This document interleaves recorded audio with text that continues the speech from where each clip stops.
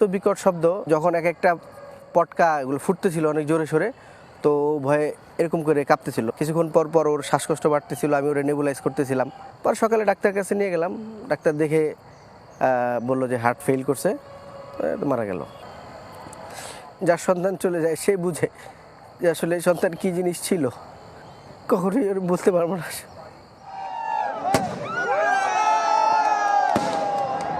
শহরে আবারও কড়া নাড়ছে 31st নাইট।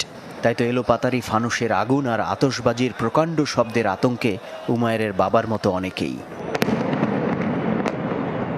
ঢাকা মেট্রোপলিটন পুলিশের তথ্য বলছে, নতুন বছর 2022 উদযাপনকে কেন্দ্র করে ফানুস থেকে আগুন লেগেছিল মাতুয়াইল সহ 10টি স্থানে, গোটা দেশে যা শতাধিক।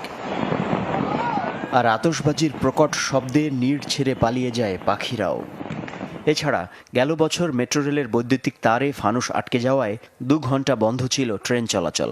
এই ফানুসটা টোটালি বন্ধ করতে হবে এবং আতশবাজি একটা সহনীয় মাত্রায় আতশবাজি যেন বিকট শব্দ তৈরি না করে এবং এখান থেকে তাপ এবং আলোর মাধ্যমে আরেকটা জায়গায় অগ্নি সংযোগ না ঘটায়, এটা খেয়াল রাখতে হবে। বাইরের দেশে আপনারা তো দেখেই থাকবেন যে প্রত্যেকটা স্কোয়ার আছে অথবা একটা জায়গা, একটা জোন ভিত্তিক তারা কিন্তু অনুষ্ঠানগুলো করে।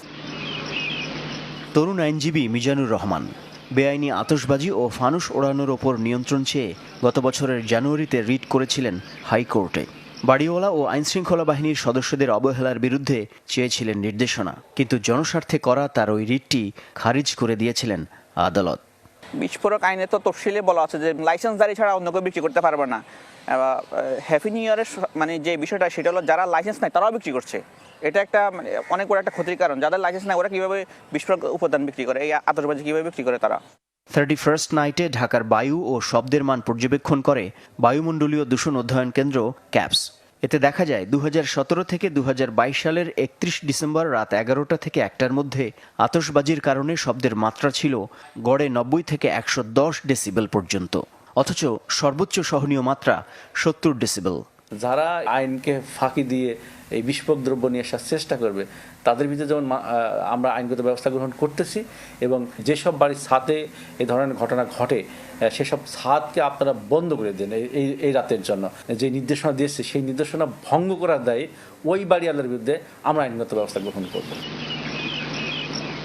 আইনের বিধিনিষেধ আর শিশু, বয়স্ক, অসুস্থদের বোবা আর্তনাদ, কোনো কিছুতেই ভ্রুক্ষেপ না করে এবারও কি 31st নাইটে বেপরোয়া উদযাপনের শিকার হবে কেউ?